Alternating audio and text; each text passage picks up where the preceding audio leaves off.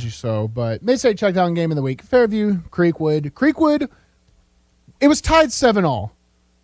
But going into halftime, and our halftime show, I laid out the keys to victory for both. Creekwood, minimize turnovers, minimize penalties, play disciplined football. Fairview, you have to force the turnovers. I think the momentum was trending towards Creekwood. Well, Creekwood marches down. They're on the one. They throw an interception.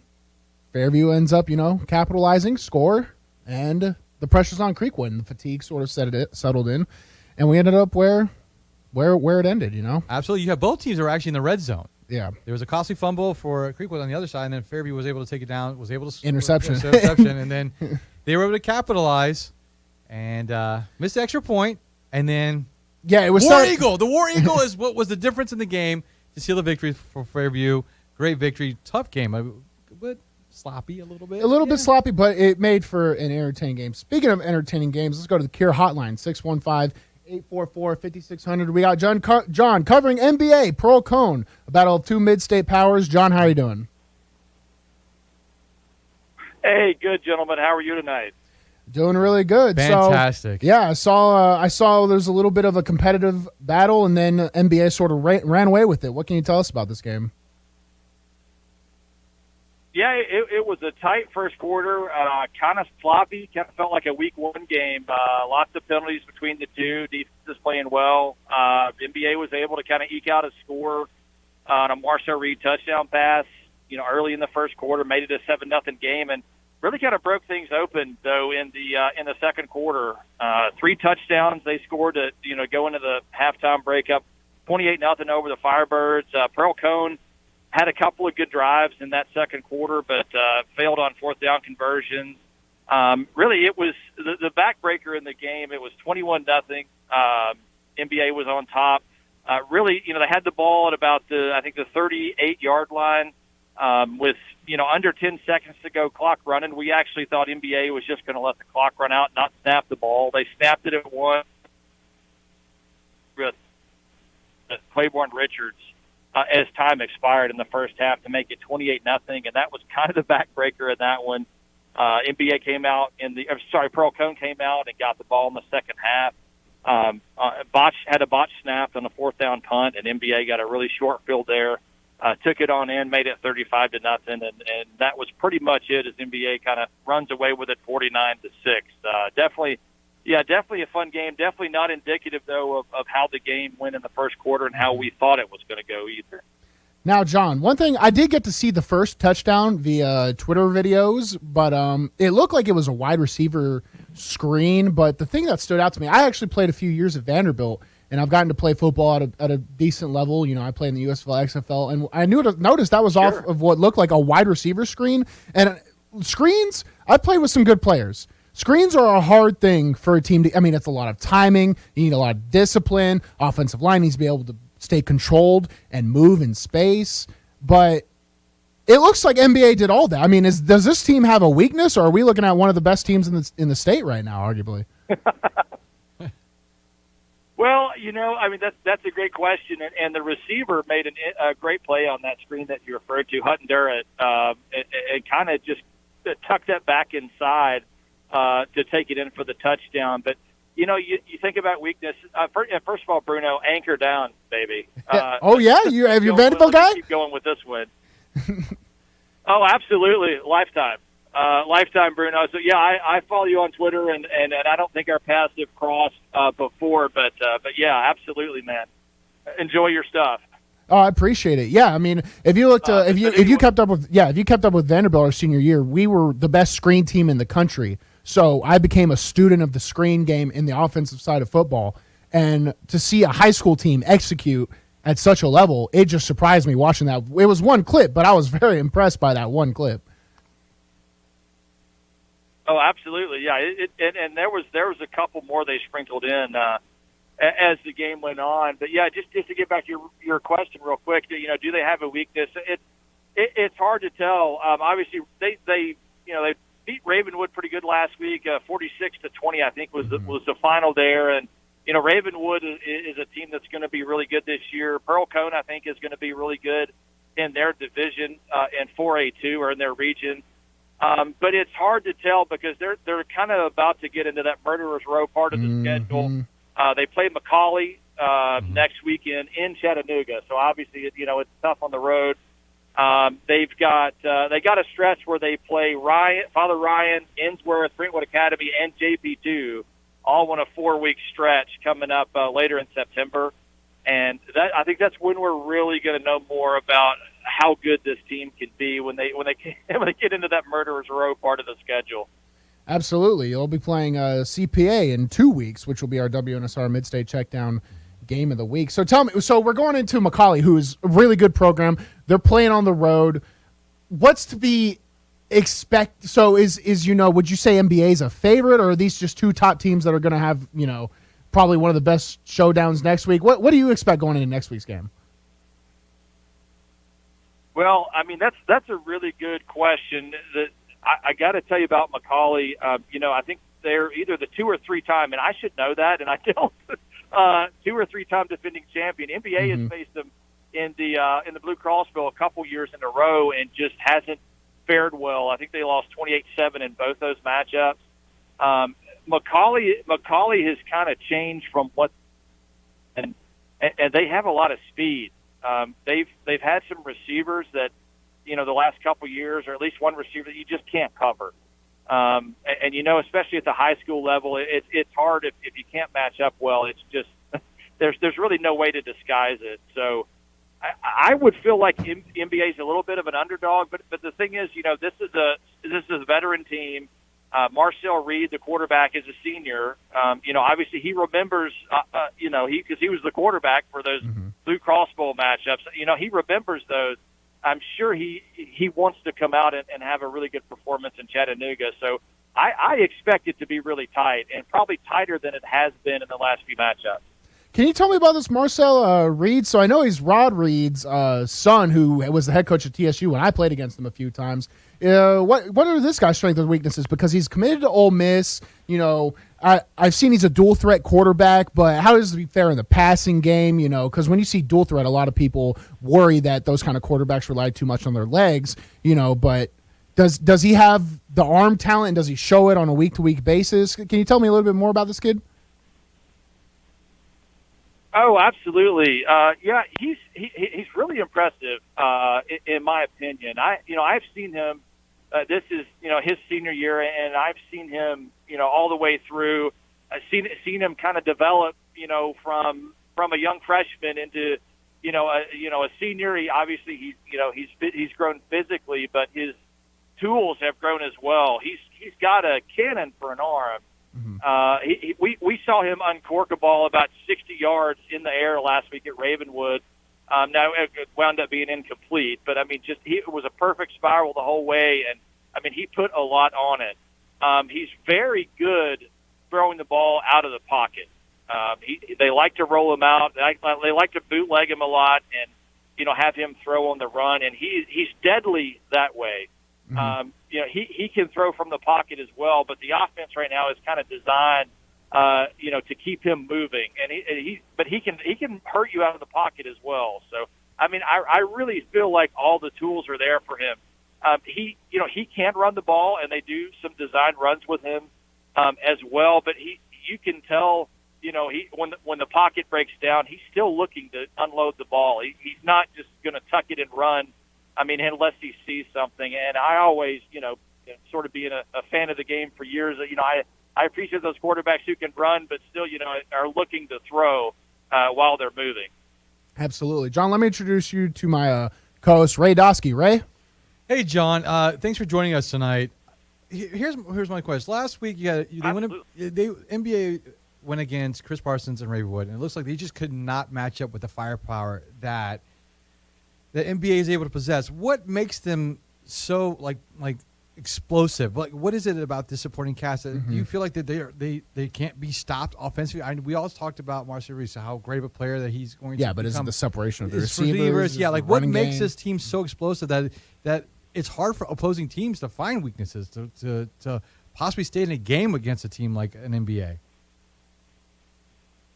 Well, that's, again, great question. I'll tell you, really what it is with this team offensively right now through these first 2 games of the season where they put up 46 and then 49 tonight it's a few things. The offensive line is playing really well right now. It's blocking really well, playing tough, playing well as a unit, which always makes a difference. And so I think that's kind of one thing that's helped them.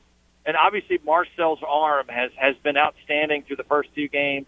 But they've got a tailback who was a backup tailback last year. This year he's a starter. Jonathan Moore is his name. He's got 6 touchdowns through the first two games. He had an 85-yard run for a touchdown last week. He reeled off a 30-plus yard run tonight for a touchdown. And he's, for a high school back, he's around, maybe 5'11", 6 foot, maybe right at 200. I mean, perfect size, for a running back. He's got a lot of power. He's hard to bring down. He's fast as well. He can get away from in the open field, and you might look at him and think that he might not, just because he's bigger than he has been last year, but he absolutely can get away from you. So I just think it's an issue of balance. They can throw the ball really well, they can run the ball really well, and the offensive line has been outstanding. And it's been fun to watch the past couple weeks. They actually have. They're super explosive. I'm excited to see how the season goes for the entire season, the rest of the season. But one of the questions I want to come back to is Marcel Reese. Going into his senior year, how's he approached coming into the season about things that he wants to accomplish?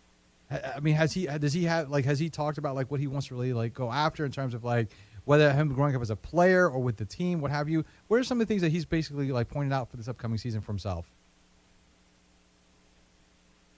Yeah, he's one of those team guys. I mean, and you love those guys, and obviously you love the individual accolades too. I mean, it's all fun, but I think Marcel wants to win. I think going to the state championship game, past couple years, and coming out on the short end of the stick, I think that's what motivates a player like Marcel. The accolades are out there. The offense he runs, it's going to always be balanced. So he's going to have some good stats, but I don't think he's going to, I don't think his passing stats are going to wow you from a yardage standpoint.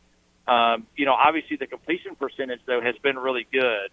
But yeah, I think he's a guy that really wants to see this team succeed and wants to be the guy that leads them kind of to the promised land at the end of the season. So yeah, I think that's kind of what's motivated him.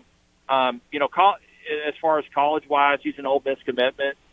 Would love to have had him on West End. But of course, we all would, yes. It is what it is. Don't worry, we play those Ole Miss boys real good.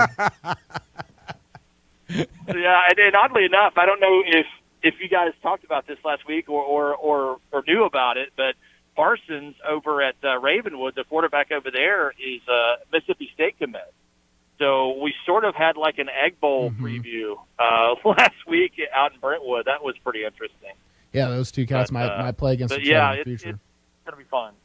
Well, John, I appreciate you hopping on. We got to head to a break, so I appreciate it, brother. That's John Merritt with NBA veteran. Yeah, he's a veteran. Get you on next week as well. Join us, John. Absolutely. Appreciate it, John. So let's head to a break. This is WNSR, Nashville Sports Radio.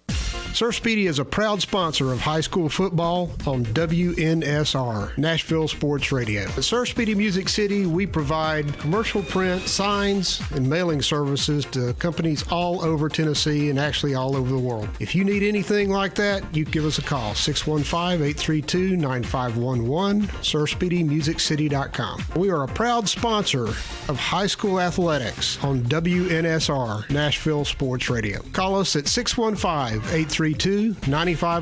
Go to the web at SirSpeedyMusicCity.com or email us at print@SirSpeedyMusicCity.com. We are the official sign company of the Mid-State Checkdown High School Football Game of the Week. Greg Pogue back once again to tell you about Bongo Java, Nashville's oldest and most celebrated coffee company, now also located in the Omni Nashville Hotel. Reward yourself for surviving Nashville traffic with fresh, locally roasted coffee, classic handcrafted espresso drinks, and fresh baked goods all day long. And free Wi-Fi, so you don't have to work from home. Number one in customer service. You made it through the traffic. Reward yourself with a perfect pick-me-up at Bongo Java. Fresh coffee, delicious treats, great atmosphere. Open 6 a.m. until 2 p.m. daily. Bongo Java at the Omni Nashville Hotel. Located at 2705 Nolensville Pike, Southern Trophy has been serving Nashville and Middle Tennessee for over 62 years. Southern Trophy offers a wide array of services like custom designed awards, cast bronze plaques, etched crystal awards, laser engraved corporate gifts, promotional items, merch, embroidery, screen printing, signage, and banners. Browse their entire collection online at southerntrophy.com or on Facebook at Southern Trophy. Feel free to give them a call at 615-256-7295. That's 615-256-7295. Southern Trophy. They do their best to help you recognize your best. This is the Greg Pogue and John Burton Show. One of the legends, Icky Woods. We love pork rinds. So you're not the only one. So I get some pork rinds, and I'm smiling high hog. Get your pork rinds, man. Ain't nothing like them. They got all kinds, too. They got dill, pickle, man. Greg Pogue and News Channel 5's John Burton. WNSR. Nashville Sports Radio. Hey Nashville, Ray here from Run With It. Let me tell you about our sponsor, Boom Boss Craft Pizza and Tap House. And with 4 locations in Bellevue, Murfreesboro, Spring Hill, and East Nashville, they're your home for the best gourmet pizza and craft beers in Music City. Join me on Monday nights at the East Nashville location for poker night. And if you think you know everything, try Wednesday night trivia at both locations. Gourmet pizzas, craft beers, online at boombozz.com. Boom Boss Craft Pizza and Tap House. Dry rub wings are back at Slim Chickens. Fresh, fried, and full of flavor. Like smooth and kickin' cayenne ranch, zesty lemon pepper, or turn it up with new spicy Nashville hot. Try them today with a meal or feed your hungry crowd. But hurry, they're only back for a limited time. At Slim's, bold flavor is what we do. Download the Slim Chickens app to order and earn rewards. The world champs are back. The Braves are out to defend their world championship. And behind Matt Olson, Ronald Acuna, Dansby Swanson, Max Fried, and this loaded 2022 roster, a repeat is within reach. There goes Ozzie, 2-2 on the way, hit well. Deep center field. Might have ourselves a tie ball game. You betcha. And we'll bring you every huge moment of the Braves 2022 season right here. The Braves, live here on Nashville Sports Radio. Welcome back to the Mid-State Checkdown High School Football Scoreboard Show with your hosts, with 40 consecutive starts in a row, Bruno Reagan, and a guy who has shown up to work on time for the most part 40 days in a row, Ray Dosky. 41 days, actually. That was a good one. I'll give it to Adam. I hope he's listening. Adam, that was a good one. Bruno Reagan, Ray Dosky, Devin McKenzie behind the board. We're the Mid-State Checkdown post-game show. Before we go to Zach and Will with their respective updates on Hendersonville and JP2, we're going to give you a quick Mid-State Checkdown scoreboard update. Scoreboard update from the Strike and Spare studio. Starting with Divisions 1, Regions 4 and 5. Blackman defeats Gallatin 42-33, a little bit of barn burner. Looked like Blackman was going to run away with that early. Gallatin comes back. Blackman finishes strong, though. We have Cookeville. They defeat Livingston Academy 27-7. Westmoreland falls to Macon County 2015. Siegel squeaks by Lavernage with a score of 14-6. Whites Creek defeats Glencliff 30-14. Fairview falls to Creekwood in our WNSR Checkdown Mid-State Game of the Week 13-7. East Nashville defeats Stewart's Creek 42-7. Fayetteville defeats Lewis County 38-8. Hendersonville defeats South Warren out of Kentucky 28-22. Station Camp over Hillsboro currently 16-9. We have Maplewood. They defeat Republic 46-6 at their homecoming. Riverdale defeats Rossview soundly 31-7. Mount Pleasant defeats Scotts Hill 43-0. We have John Overton defeating Stratford 47-0. And Coffee County defeating Tullahoma 35-14. That'll end our Mid-State Checkdown score. Now, let's go. Before we get to the callers, I want to congratulate the Mid-State Checkdown Player of the Week, Landon Grant. 114 yards rushing, 3 catches for 60 yards touchdown was the difference in the entire game tonight. So congratulations to him Absolutely, as good he is catch. our Mid-State Checkdown Player of the Week. All right, let's go to the Cure Hotline, 615-844-5600, because I know this guy's chomping at the bit. Oh, yes, he is. Zach Williams, everybody. Zach. Zach, how you doing, brother? Guys, I'm doing good. Hendersonville gets the win, just like you mentioned there on your scoreboard update, 28-22. And it was a close one the whole the way through this game. There never was a moment where I felt like Hendersonville or South Warren had the better of each other. They both swapped the leads a couple times in this one. This one started off, Caleb Sams, sophomore quarterback for the Commandos, came out looking really bumpy, really rough. South Warren went up 10-0 early in the first quarter, and Coach James Beasley for the Commandos made a change at quarterback. Typically that spells doom, but it was the exact opposite. Mason Baker, he was a junior who I thought last year coming into the season would be the prospective starter, but Sam's had a good preseason coming in, and they made that switch over. But I think tonight, definitively, I can say Mason Baker is going to be the starter on this team, because the second he came in, the energy for the Commandos made a huge difference. He was doing it on the ground with his feet. South Warren's defense, they had a huge, as Joe Townsend would say, a bunch of big hog mollies there on the line. And they had some big guys. Henderson could not get any penetration at all, whether it be offense or defense, could not get anything through that line until Mason Baker showed up and just started taking them off balance and making them move. And they started getting stuff going on the ground. Mason Baker came out. I believe he was 10 of 10 over the air tonight throwing. He didn't let one go incomplete, and they end up winning on that one, 28-22. The headline that got underneath the Mason Baker side, which that was our MVP of the game for us, was Mason Baker, but the one right under it was Steven Mack, running back for the Commandos. Came in 3 touchdowns, was doing things that he looked like he was in the Matrix at certain times in the plays. Just one of those freak guys, Bruno, you've probably seen this a bunch, where it's just some guys are just more athletic on the field than everybody else out there, and that's what he was doing. He was able to use his body, he would keep his hand on the ground sometimes and keep his leverage going, spin to the left and dart through 3 tacklers and then into for a 25-yard touchdown. The guy was just electric.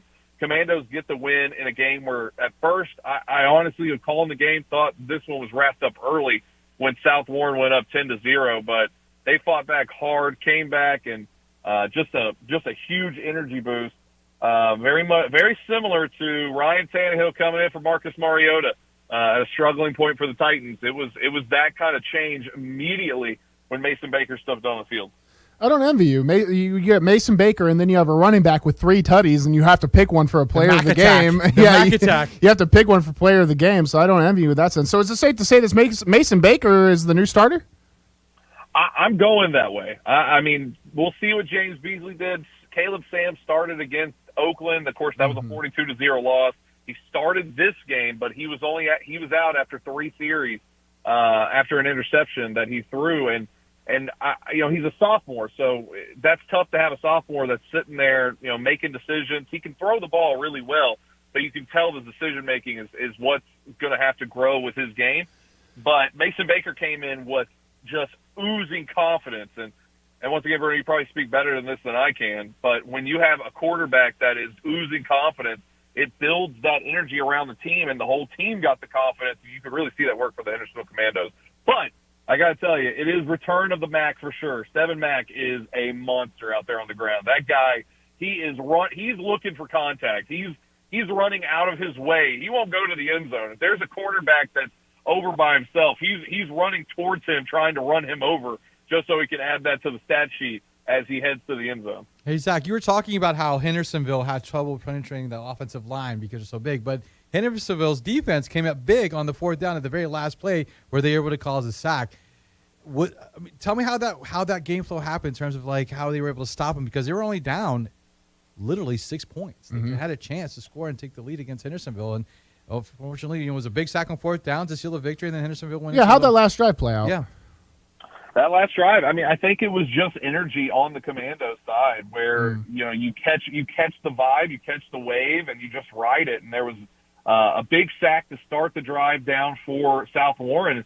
And something was a little strange with South Warren. They had 5 delay of games, and they added one on that drive as well. They looked lackadaisical. They looked like they were already defeated mentally.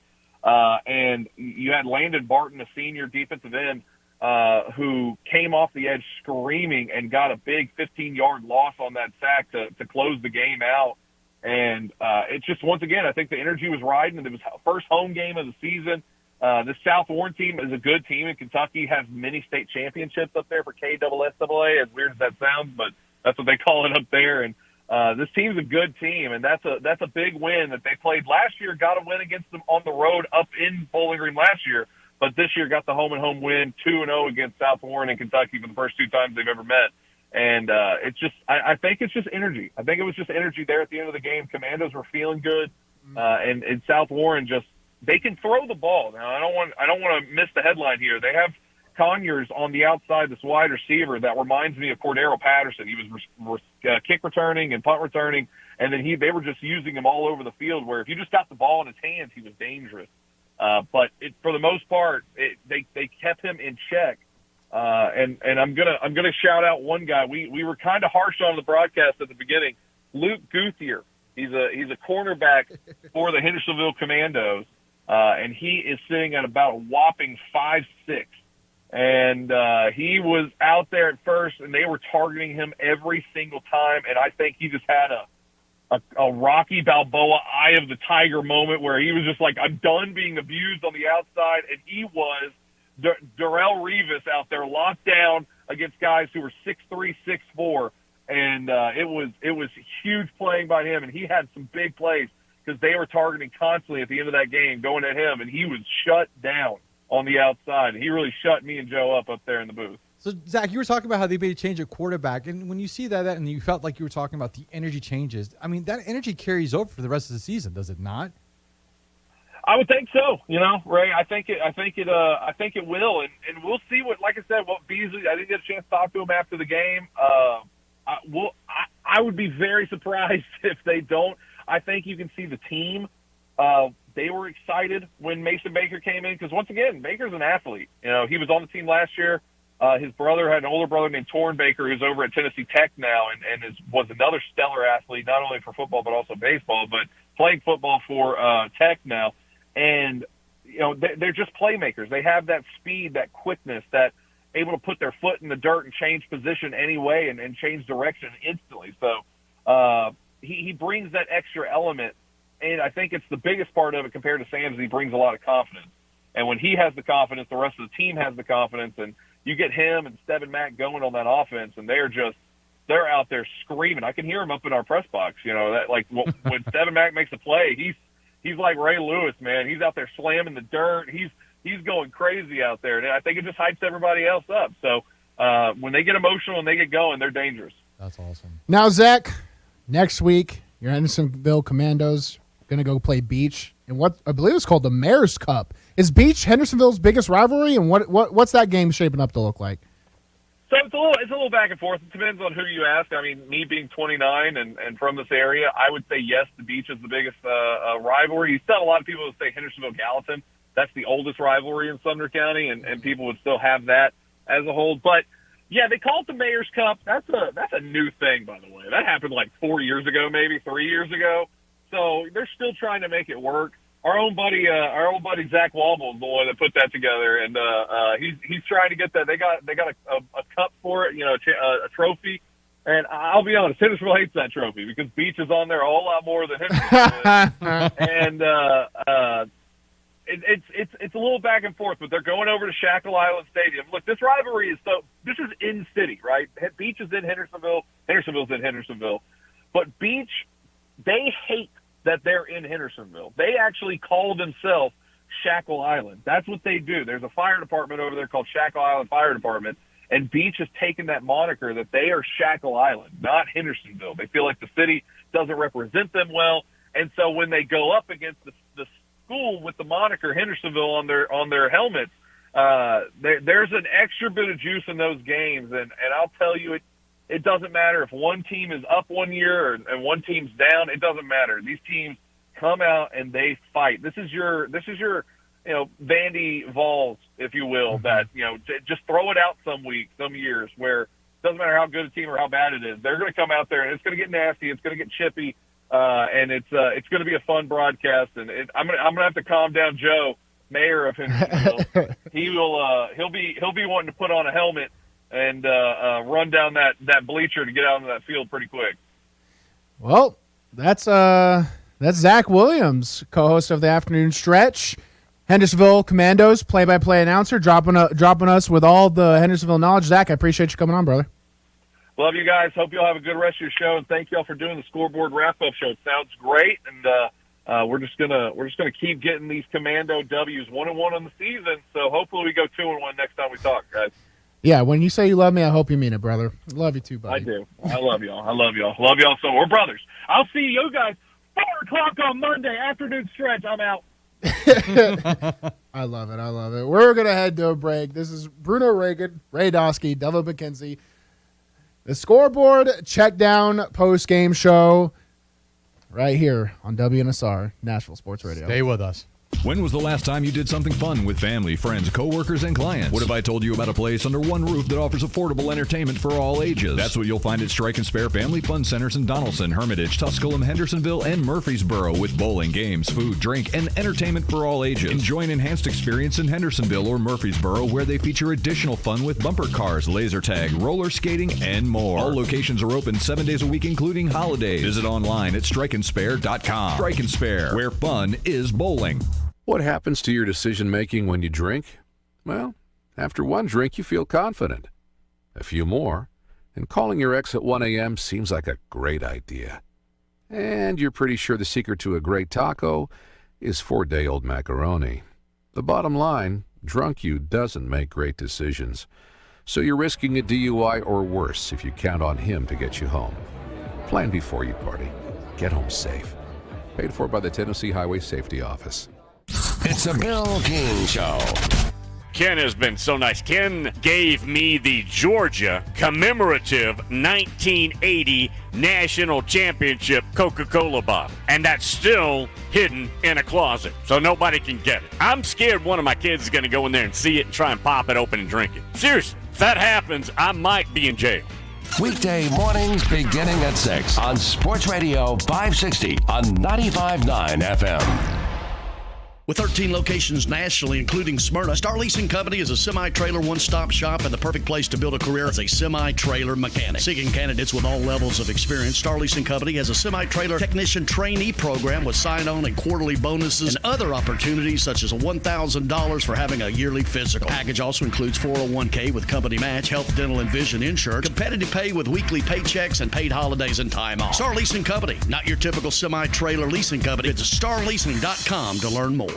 Sir Speedy is a proud sponsor of high school football on WNSR, Nashville Sports Radio. At Sir Speedy Music City, we provide commercial print, signs, and mailing services to companies all over Tennessee and actually all over the world. If you need anything like that, you give us a call, 615-832-9511, SirSpeedyMusicCity.com. We are a proud sponsor of high school athletics on WNSR, Nashville Sports Radio. Call us at 615-832-9511. Go to the web at SirSpeedyMusicCity.com or email us at print@SirSpeedyMusicCity.com. We are the official sign company of the Mid-State Checkdown High School Football Game of the Week.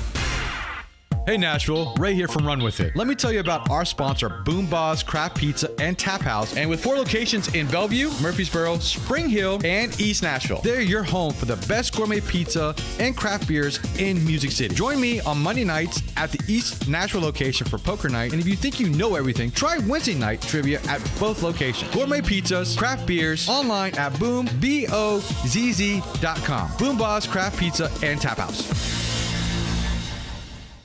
Welcome back to the Mid-State Checkdown High School Football Scoreboard Show with a guy who went to Vanderbilt and a guy who's driven past Vanderbilt, Bruno Reagan and Ray Dosky. All right, that one was even better. Wow. A guy who went to Vanderbilt and a guy who drives by Vanderbilt. Bruno Reagan, Ray Dosky, Devin McKenzie behind the board. Real quick, before we get to Will with JP2 and Terry from Macon County, let's go to a quick Mid-State Checkdown scoreboard update. Scoreboard update from the Strike and Spare studio. Mid-state teams out of Division I, regions 6 and 7. Cane Ridge, they trounce Antioch 61-6. Say that again? 61-6. Wow. Cane Ridge topples Antioch. Antioch falls to 0-2. Cane Ridge 2-0. We have McGavick. They defeat Hillwood 47-14. Page tops Franklin 28-17. Going into Region 7. Centennial defeats Lincoln County 42-7. Clarksville Northeast, they defeat Montgomery Central 38-7. West Creek defeats Clarksville Northwest 28-13. Beach, they top Henry County. Tough game. 26-21. Hendersonville next, right? Yep. Yeah. Eagleville, they're up 34-8 on Houston County. Independence defeats, now Ray, you remember this team's name? Trezevant. Independence, they skunk them 34. Independence all over them the entire game. Yeah. South Gibson, they defeat Westwood 41-0. Springfield, they skunk my Clarksville Wildcats 34-0 on my TV 30. Not a good start for Clarksville. Not a good start. And then Summit to finish it out, they defeat Spring Hill 35-0. I don't want to keep these guys on the line waiting too much longer. Will with JP2. Will, what's up, brother? Man, I'm going to start off by saying this. Hey, you guys are wrong for having me come on behind Zach Williams. Thank you. 2, it hurts my heart to hear that horrible Cane Ridge and Antioch scores. I went to Antioch, played ball in Antioch for 2 years, and I'm so glad I played when we were actually good. I really pray that program can find, just find the right direction. Speaking of finding the right direction, JP2, just all over Pure Youth Alliance. Pure Youth Alliance is a nonprofit charter school out of Memphis, Tennessee. The acronym PURE stands for Persisting Under Restraints and Extreme.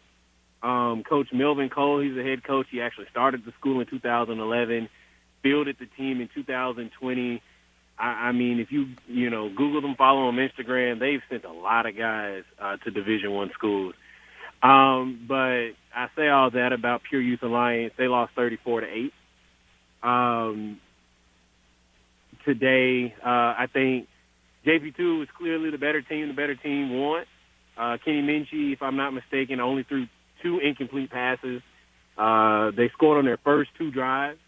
Pure Youth Alliance had a freshman quarterback named Zach Standiford, who's literally getting on-the-job experience. So, it awesome atmosphere, first home game of the year for JP2. But, again, I think they went in and they handled business. Moving on to next week, man, it's the Bishop's Cup. JP2 has held on to that trophy since 2016. So that's going on. Yeah, this will be the 6th year in a row if they do cap that win off Father Ryan. They bounce back against Brentwood today, actually 10-7. So yeah, excellent. I'm looking more forward to that game next year. Next week. It's at Father Ryan. So of course, Brian Rector and his team. That's always one they have scheduled, have circled on the schedule. And it's funny, the only tie that I have to Father Ryan, I went to college with guys that played football at Father Ryan. I was actually the PA announcer for JV football for a year. A friend of mine, her son played there, and they needed a PA announcer. That's my only tie to Father Ryan. But the fraternity I'm involved in, one of my fraternity brothers, his son plays on the team. So those are my only ties to the school. But that in my 4 years being the play-by-play guy at JP2, that game has always helped JP2 when it comes to a tough Division II AAA region. If they get that one win, potentially get another win versus the NBA or Baylor, that helps JP2 go into the playoffs. So, I mean, this game has a lot riding on it. JP2 is looking to go 3-0 for the, I would say, second straight year. Started off last year 4-0 till they ran into Baylor. But this should be an interesting game next week. This week, again, like I said, JP2, I mean, they handle business. I mean, Pure Youth Alliance, I know my analysts and I, we said we thought we were going to get a better game. But I will say that Pure Youth Alliance, they gave a lot of effort. Didn't see any of those guys, get beside themselves, let the emotions of, those one-sided games. And we've all been in them on every level, high school, college. Those one-sided games. That's when you really test. That's a test of your character, because it's like, well, do I give up or do I just go back out there and continue to play hard? So I'll give a shout out to the Lions. They played hard. They just didn't get the results that they wanted. And I'll speak to. You want to talk about tests of character? JP2 is kind of coming into that part of the schedule where they're coming against Father Ryan, Independence, Baylor, NBA, and then they have to end out the season. Ravenwood, McCallie. What's kind of the goal for JP2 for the rest of the season? Yeah.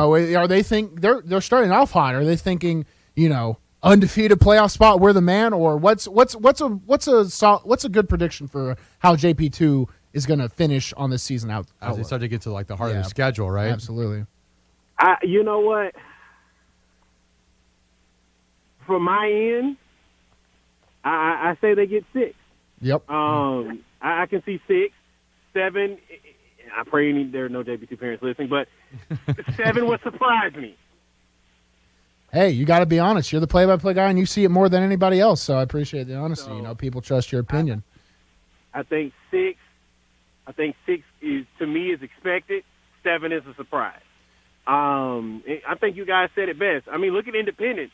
Their running backs coach, I'm pretty sure everybody remembers the name Dexter McCluster. Mm-hmm. That's their running backs coach. So, Marty Uberard at NBA, not only are you running into improved teams, you're running into improved teams with better coaching staff. Yep.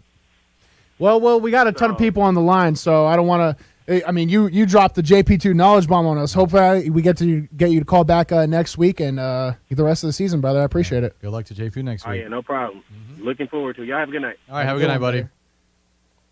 We got Terry with Macon County. We got Andrew Sloan with Station Camp. Let's go to Terry with covering Macon County. They defeat Westmoreland. They defeat them 20-15. Terry, how you doing, brother? Close game. Close one. I'm good. It was a good ball game. Seems like it was really close. Can you tell us the story of this game? Did one team come out and start fast, and the other was it a back and forth all 4 quarters of the game?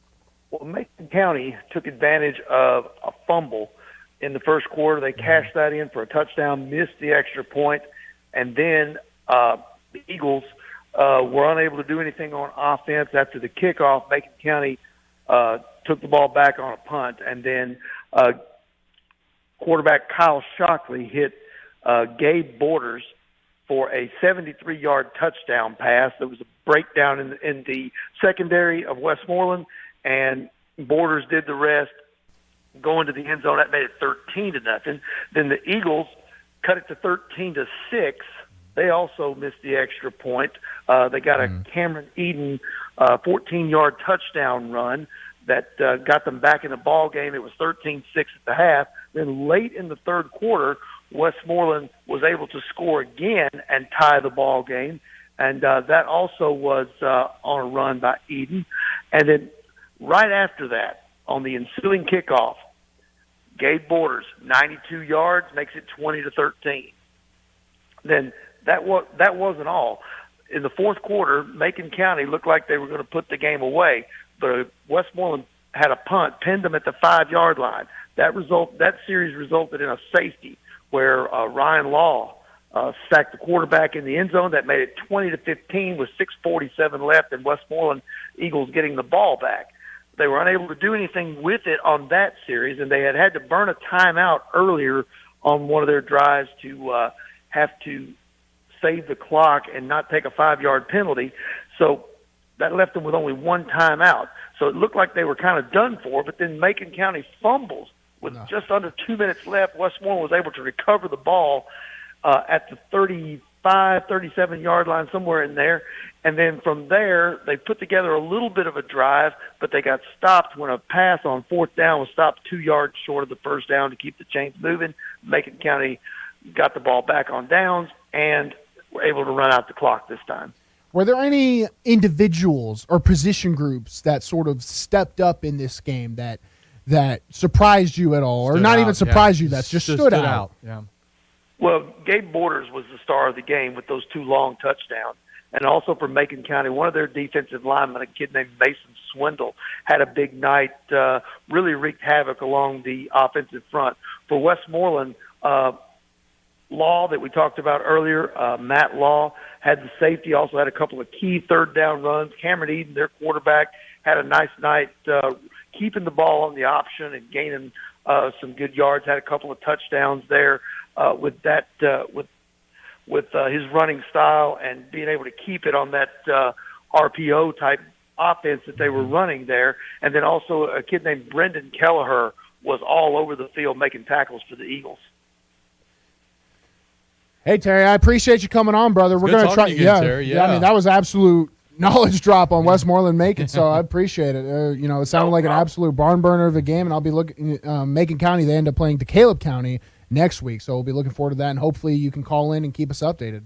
All right, and Westmoreland will play Watertown in a big region game next Thursday night, and that'll be at Westmoreland. Awesome. Sounds good. I appreciate you. Mm-hmm. Thanks, Terry. Thank you. Let's keep on to the Cura hotline, 615-844-5600. Anders Sloan from Station Camp. What's up, brother? How you doing? Oh, nothing much, guys. Just getting done down here in Nashville. It's been another long day of weird football here for Station Camp. I don't have the score actually right in front of me. Can you remind me what was the score of the Station Camp High School football game? It was 44-23. They were able to pull it out, or not even pull it out. They pretty much dominated, I would say, that football game against Hillsborough tonight. They came in. Coming out of halftime, it was only 16-9, believe it or not. And then Luke Dickens, Station Camp's quarterback, just kind of took over, really. He finished the night with somewhere around 220 yards on the ground with 4 touchdowns to add on to it. Now, obviously, with Station Camp, it's always a running back by committee type of approach, but not only were running backs by committee, quarterbacks were too. Blake Lancaster ended up coming in and not only tossing 1 touchdown, ended up sneaking another one in from the smokestack position, or smokestack formation, which I always love coming out of Sumner County football. So it was a lot of touchdowns, a lot of different dudes in the end zone today, a lot of calling the kicker's name on kickoff. So it was a great day overall for Station Camp, I'd say. No complaints here. It seems like there's been the story theme tonight for like high school football games. It's been the lopsided, or it's been sloppy games. We were covering the Fairview Creekwood game. There's a lot of like turnovers and stuff like that. And you see the lopsided victories with like Independence and other teams like that. What was the difference factor in terms of like trying to get Station Camp going in this game? I'll tell you, one of the big difference factors was just the tempo of the whole game. Aaron Rodgers would have been proud of Luke Dickens if he saw the way that he was able to manage this game. They caught Hendersonville with 12 men on the field at least 4 times. Coach Alexander really pushed tempo this week. Offensive line was able to never get tired, which I find absolutely astonishing every single week. Most 4 seniors on the O-line, they're obviously an experienced bunch, and these past 2 weeks have absolutely controlled every man they've come up against. So looking forward to seeing more Smash Mouth football coming out of that Station Camp team. Now, if I'm not mistaken, when you first started talking, did you say they were on a quarterback by committee basis as well? Yes, sir. They played 2 different quarterbacks today. So Luke Dickens, obviously, he had the huge game, 220 yards, 4 touchdowns. Early on in the game, the first 2 scores, actually, Blake Lancaster comes in he usually plays slot for him, but he comes in whenever they go on a smokestack formation. I'm not sure they could feel more comfortable with him, or he takes the snaps better from under center. But Dickens is a quarterback when they go gun, and then smokestack it's Lancaster. And they really surprised everybody. Pulled out a little kind of a naked bootleg and floated the tight end back to the back corner of the end zone, and he just tossed it up there. Easy as can be, and then following drive, he was able to punch it in from the 1-yard line on a quarterback sneak again out of that smokestack. So he's talking about quarterback, by committee, and then we had, Zach talking about Hendersonville where they replaced the quarterback so early. Like, it's crazy how early in the season these teams are doing this stuff, trying to get these victories, like the victories they need to have before they start into regional play. And what's really crazy, Ray, is like this is working. When you have a quarterback by committee situation in the National Football League, the highest level, or even college football, SEC, every time I've done 2 quarterbacks, it's ended in absolute disaster. Right. So that speaks on the coaching that's really at the going high school on. Level, hey, kudos to you guys. Absolutely. No doubt. I also think it just says enough about that team that, I've never seen I played football, obviously, for Gallatin. I've never been around a team that loves each other more than that Station Camp team loves each other. So I think they have no problem with anybody getting any recognition. So I think that's another big key factor in what's going on over there at the East Bank. Bunch of team guys. Well, your team, or the team you cover, is going to go play Gallatin here in week 4. So not to jump too far ahead, but what do you expect going into that matchup? Is that sort of their rivalry matchup? Oh, that's absolutely their rivalry matchup. Yeah. Obviously, I came from Gallatin playing football there, so it's going to be a little bit weird for me. This is my first season doing play-by-play for Station, and it's going to be a weird one. calling against my old team. Obviously, they lost that tough one tonight against I think Blackman it was, and I heard their quarterback actually.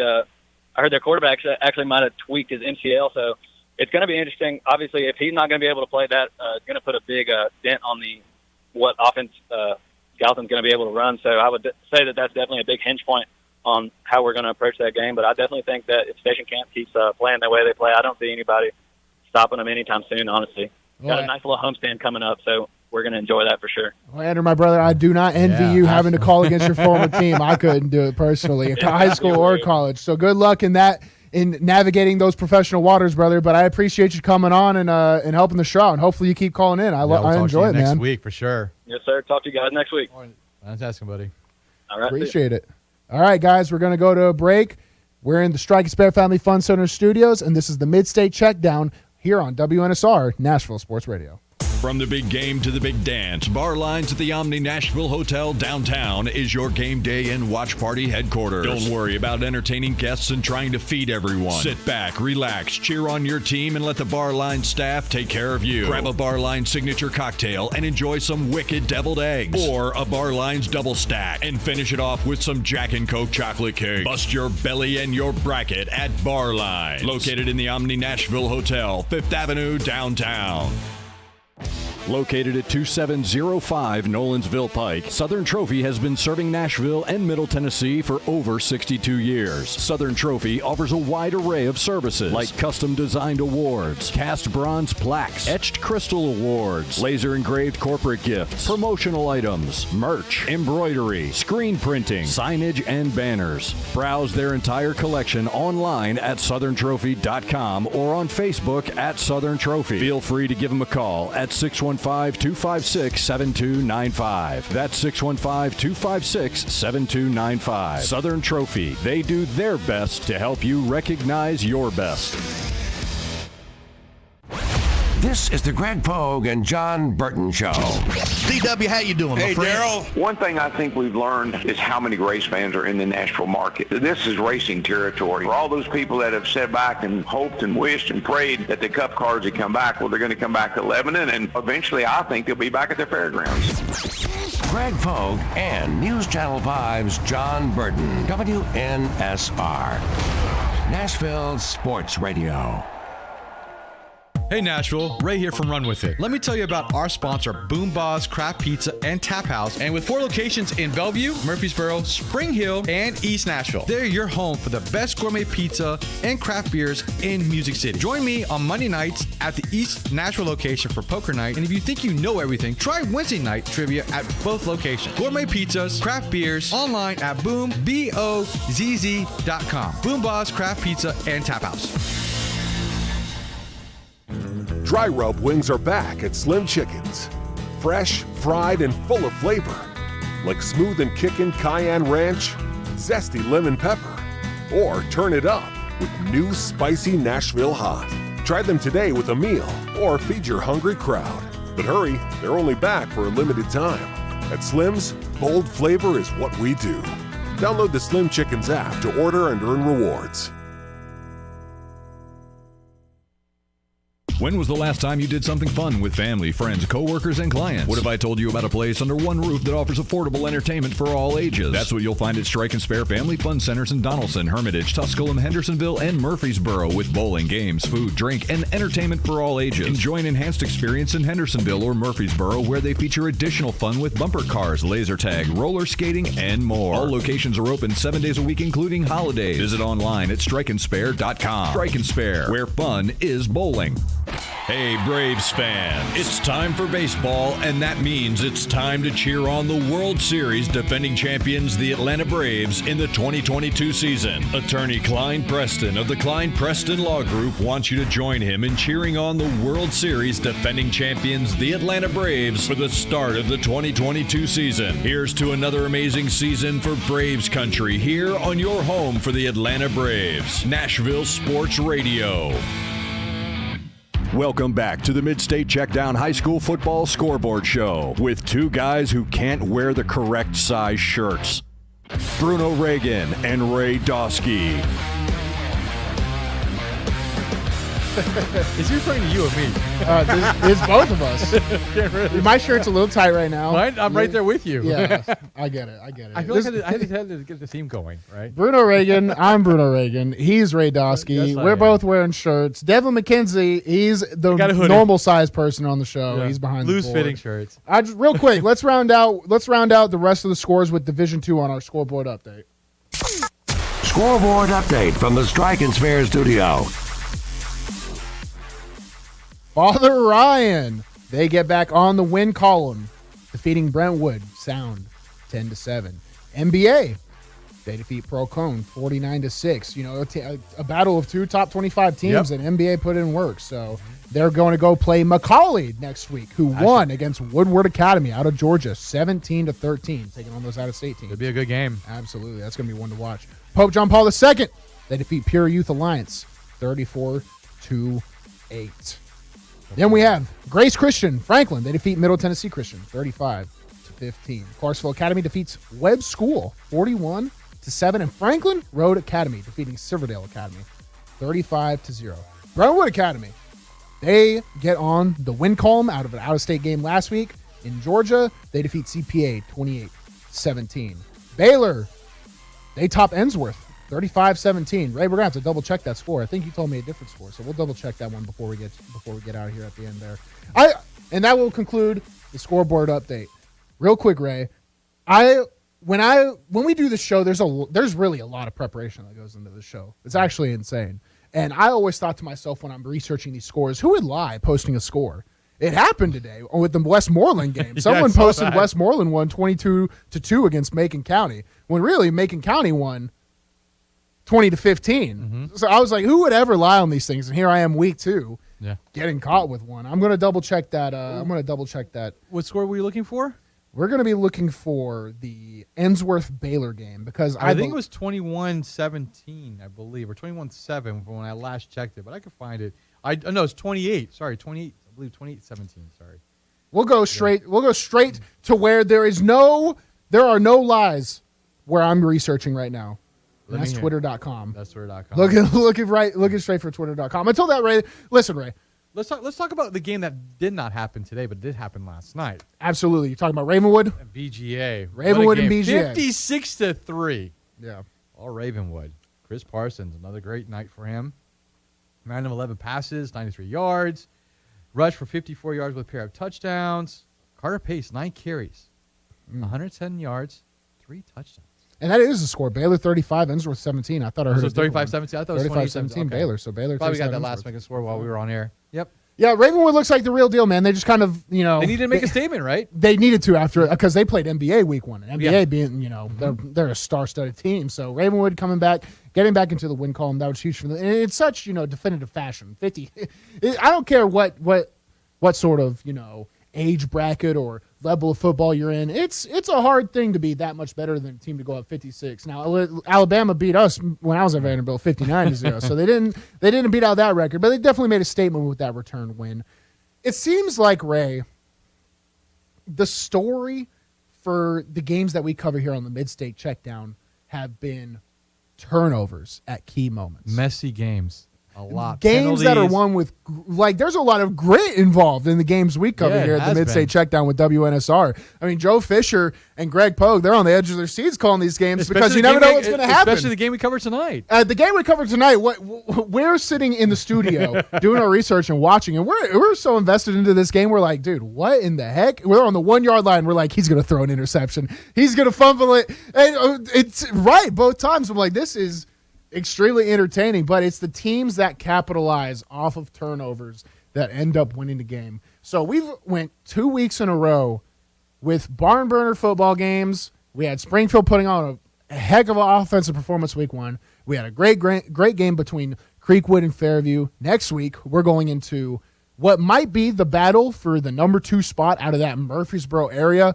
Riverdale is going to go play Blackman. Blackman coming off a very, very impressive win off of Gallatin. They sort of get off early, get a high score. Gallatin comes back, is really starting to test them, starting to push them. Brentwood closes the game out, leaves no doubt. It's going to be absolute war next week on WNSR. Yeah. Mid-state checkdown. Absolutely. Week. What have you seen from this week of football, right? We're now week 2 is now behind us, right? It's in the rearview mirror. Mm-hmm. And it's like a tale of two halves. It was like the week 1, lopsided victories, a lot of blowouts. This week you had a few blowouts, right? But most of the time, what was the normal theme we heard about? Turnovers, penalties, what have you?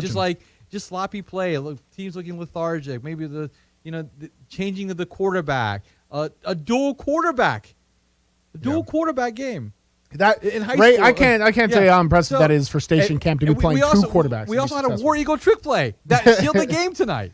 That was impressive when he was talking about that, and he brought out the stats too. Yeah. What insight! So great coaches interview by Joe Fisher and Greg Pogue. To get that that kind of stature out there. So if you didn't watch the live broadcast in the Creekwood Fairview game, they won off of what? So they called it the War Eagle. It's called the War Eagle trick play, and they said that they've run it once a year for the last 4 years. And you know what the success rate is? 100%. 100%. And that's Gus Malzahn's play, right? From Auburn, which is where it gets the name of the War Eagle. And I guess he might have taken that to UCF.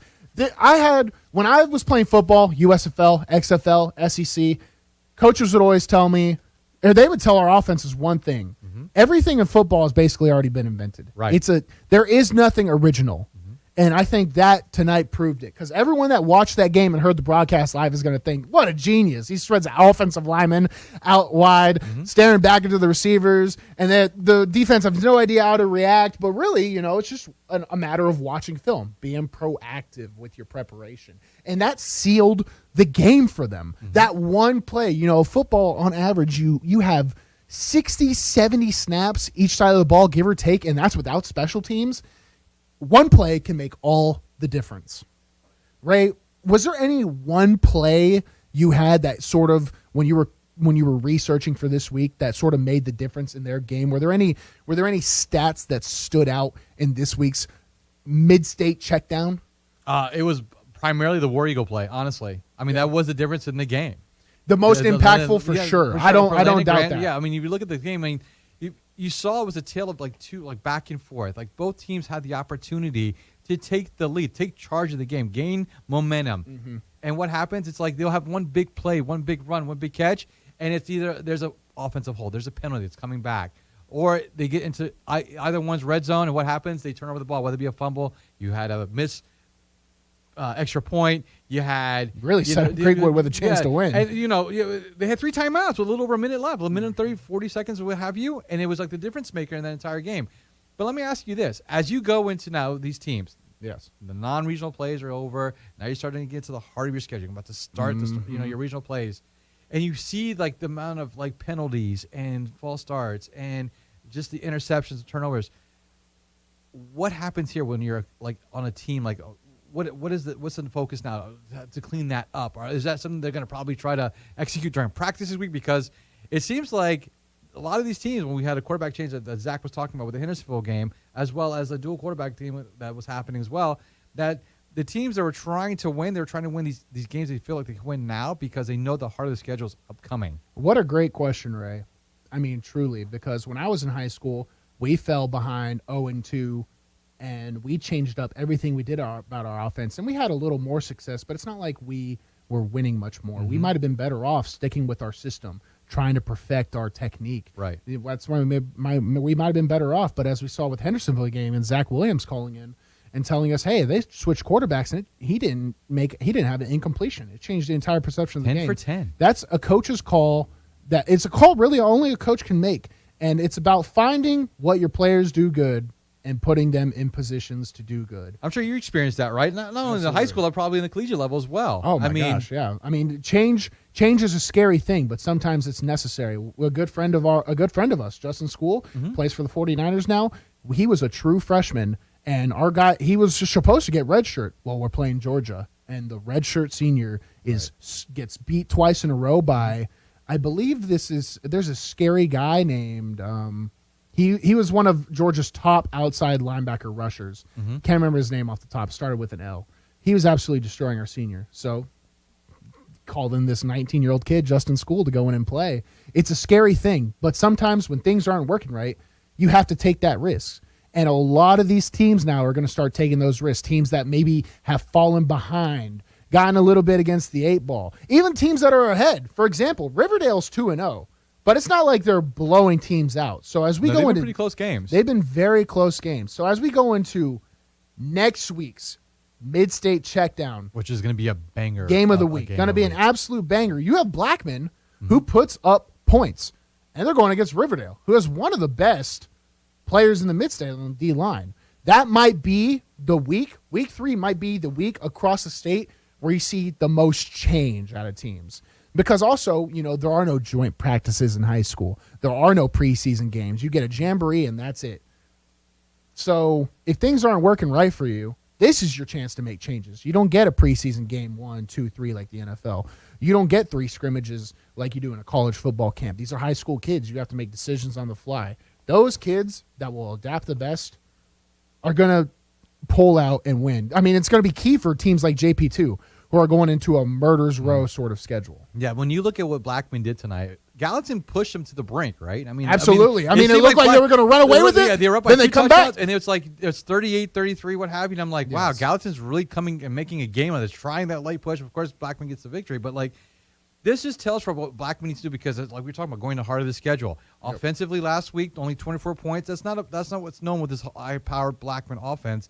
Now they get their mojo back a little bit. They score about 35 points, which is what they averaged last year. So this is definitely something that they need to get accustomed to. It's a nice little momentum shift for them to go into this week 3 against a big Riverdale team that many believe is going to probably be the high school game of the week. I mean, I would agree too. I mean, especially for those Murfreesboro area. Absolutely, that's going to be the game to watch. I'm actually looking forward to it. We got a great call on. We're going to have, and look, if you guys haven't, if there's any show you need to listen to, that's the game you need to listen to next week. As we have Joe Fisher and we have Greg Pogue on call. So listen, that's professional broadcast. Kelly Holcomb. Oh, Kelly Holcomb will be stepping in, which will make it, sorry, Greg, even more professional. Yes. And that's not a slight at Greg, and Greg would probably say the same thing. That's just how good this broadcast is going to be next we are week. super excited about that. You got to tune into that.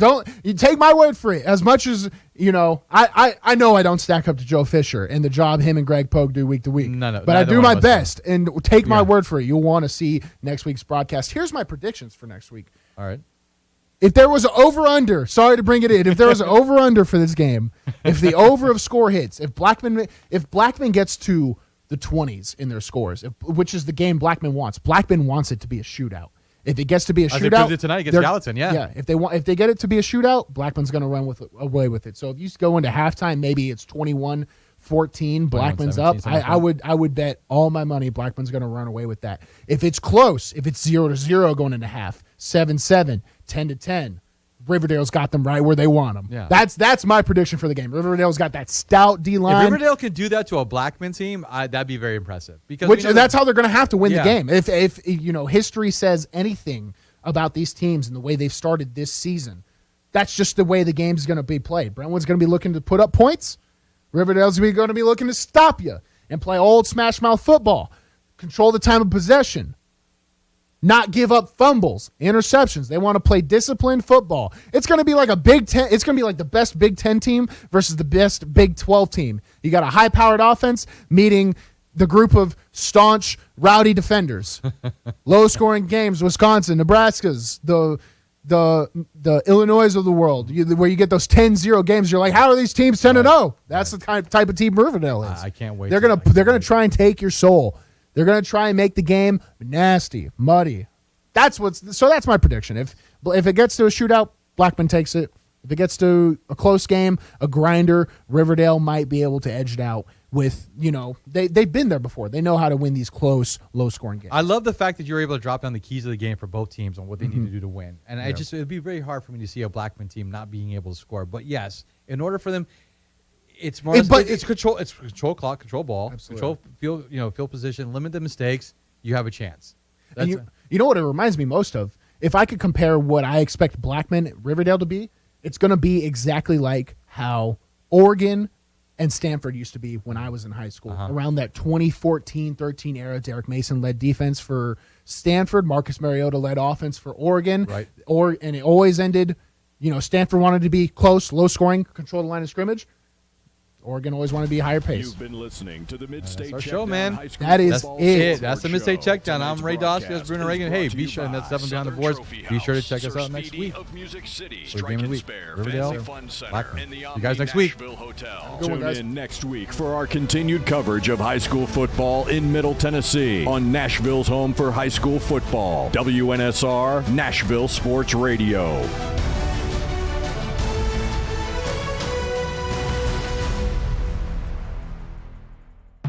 On air and online, Sports Radio WNSR, Brentwood, Nashville.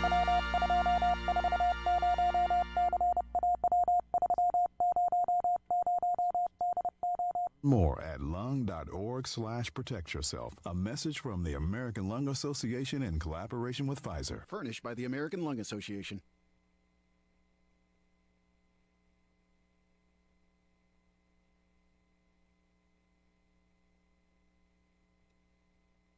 From Nashville Sports Radio on 95.9 FM.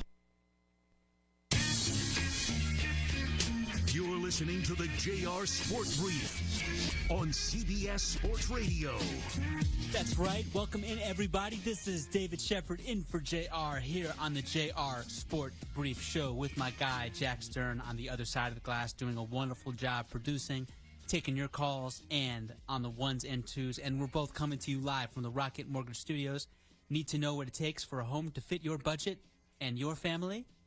Rocket can. And we greatly appreciate however and wherever you may be listening from. And for those on the East Coast, it is Saturday, August 27th. My God, has this summer flown by. I hope everybody, wherever you are listening from, whether it is in the truck, in the car, you may be driving a Lyft, maybe driving an Uber.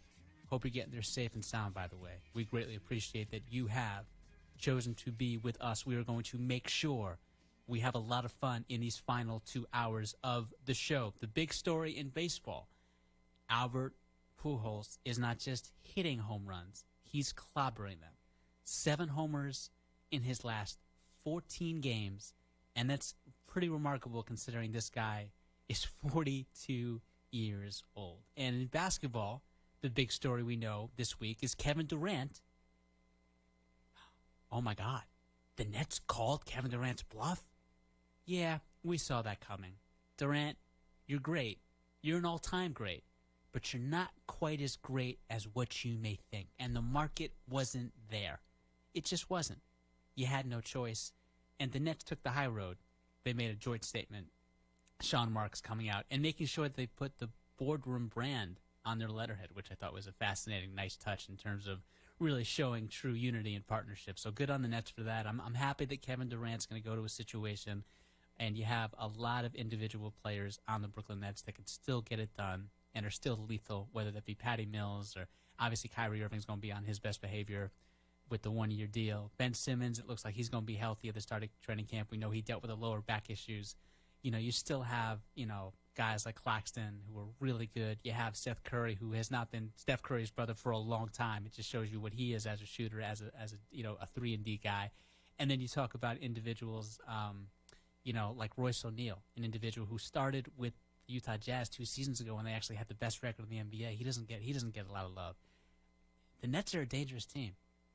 They got some talent. And Mr. Bubble, TJ Warren's on that team. So I'm happy that the Nets resolved itself, but I'm gonna hit on that a little later on because they're not gonna go anywhere unless Kevin Durant gets really transparent, candid, and real about who he is right now as a basketball player, because he is no longer the world's best.